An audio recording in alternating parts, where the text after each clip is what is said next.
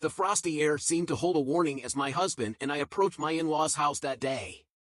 My mother-in-law greeted us with a smile, warm, but strangely rehearsed. She ushered my husband inside, her demeanor shifting when she turned to me. Her eyes, cold as winter frost, locked onto mine.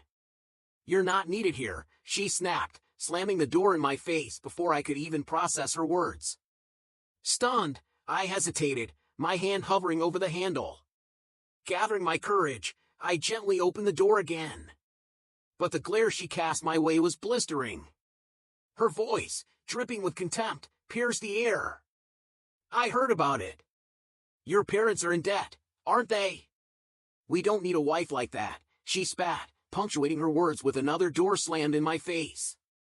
I stood there, frozen, my bags dangling limply from my hands.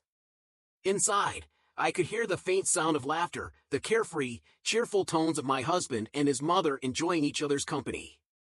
The realization hit me like a cold gust of wind. I didn't have to endure this. With a deep breath, I turned and left, my steps brisk as I walked back to my car. Let me introduce myself. My name is Nancy. I'm a 32-year-old doctor working at the very hospital my parents founded. That hospital has been my family's pride, a symbol of dedication and care.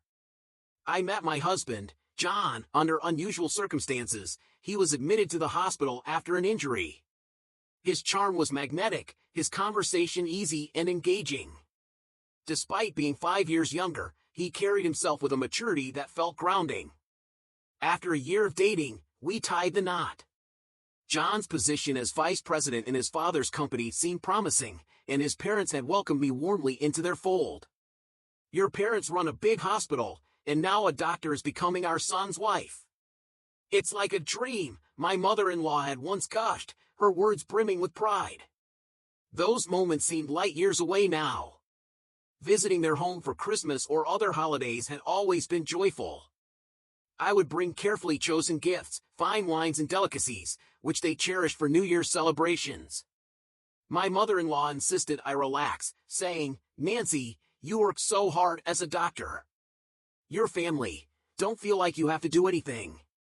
Those memories now felt like fragile glass, shattered beyond repair. Today, her gaze was anything but welcoming. It was sharp, accusing, and cold, a transformation I couldn't understand. My parents, pillars of integrity, had never spoken of debt or financial troubles. My younger brother, also a doctor, and I had both worked tirelessly alongside them. Yet, her words kept echoing in my mind. As I drove away, my thoughts turned to a recent conversation with John. A week ago, I had shared some bittersweet news. "Dad's retiring from being a doctor," I told him. "His eyesight isn't what it used to be for surgeries, so they've decided to close the hospital."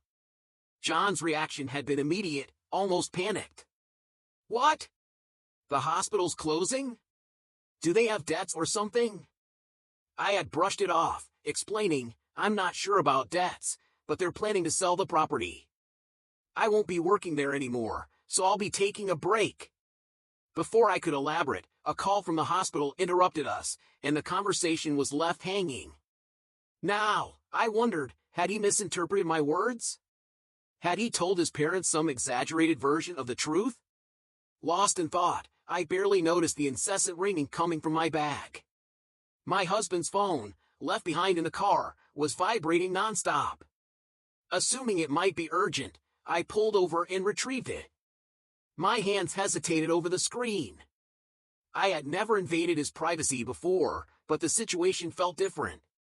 Entering his birthday as the passcode, the phone unlocked. A name flashed on the screen, Susan. The messages in their chat hit me like a tidal wave. "I want to see you soon. I wish I could be with Susan forever. I'll be with my wife during the New Year holidays, but I'll miss you. Once I get the money, I've planned to leave her." My breath caught.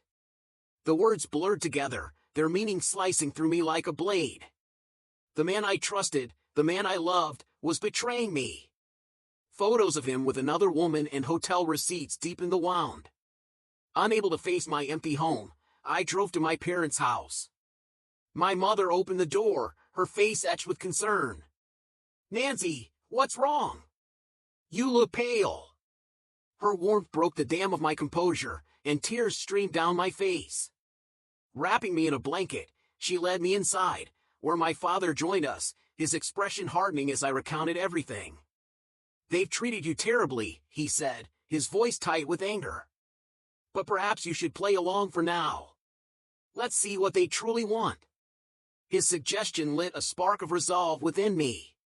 The next morning, I returned to my in-laws' house, my voice steady as I called out, "I'm sorry for being an immature wife. Please let me in." This time, I carried lavish gifts, gourmet ingredients, fine wines, enough to make my mother-in-law's eyes gleam with greed. The atmosphere inside was icy, though. My father-in-law and husband regarded me with disdain.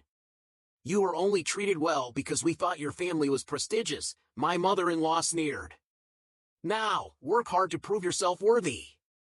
Her words stung, but I held my ground.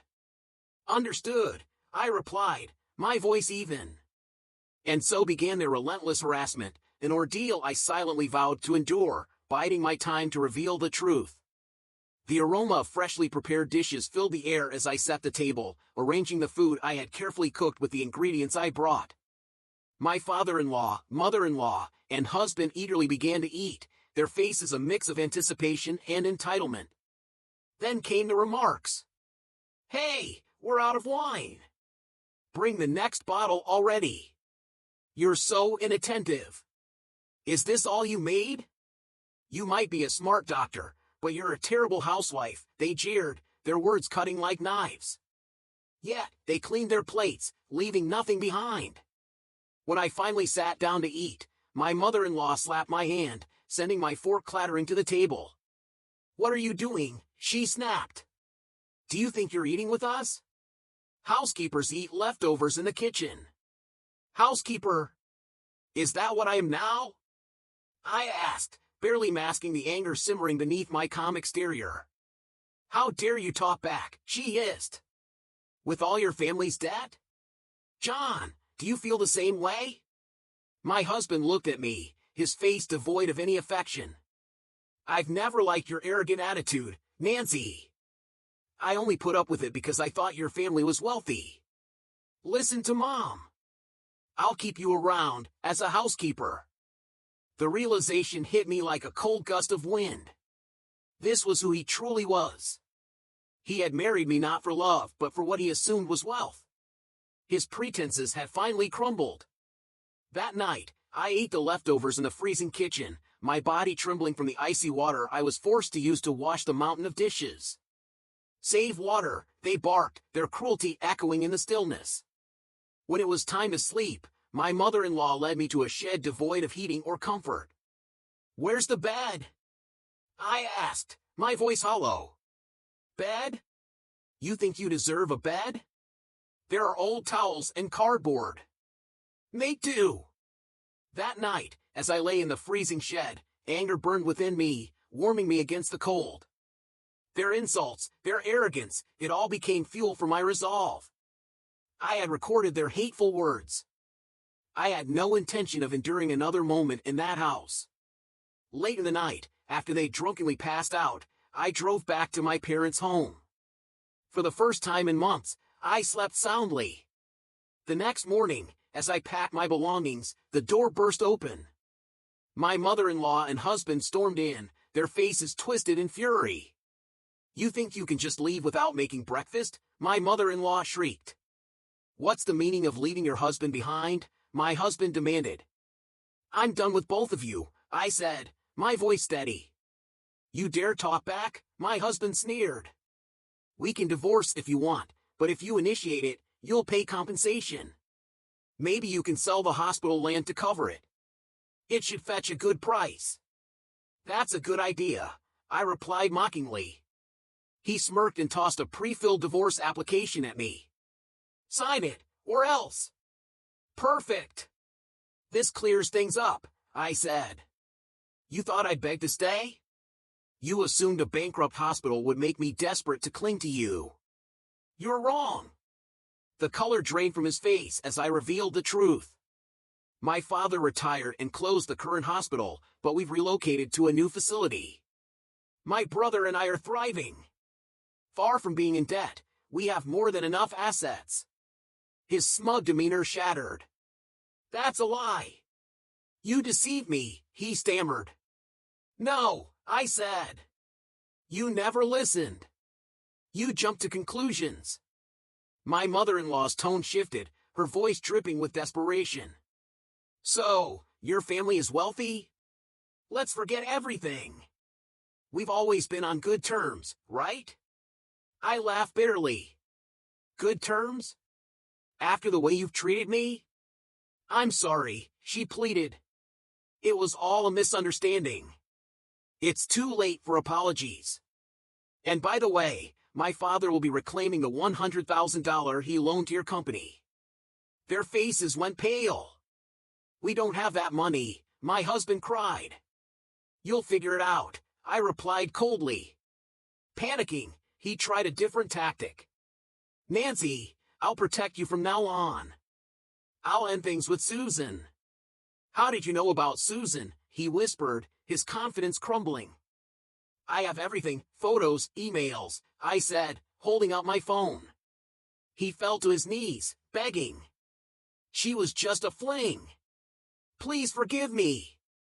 That's not all, I continued, showing him evidence of a life insurance policy taken out on me and notes about tampering with car brakes.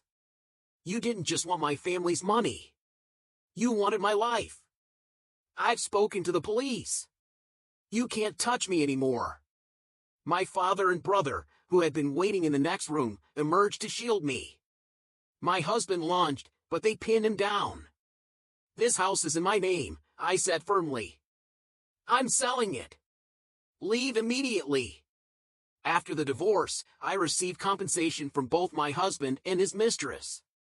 His attempts to reconcile were met with legal threats, silencing him for good. My father reclaimed his loan, driving my father-in-law's struggling company into bankruptcy. Now, they live in a cramped apartment, burdened by debt and working menial jobs. Meanwhile, I thrive as the director of our new hospital.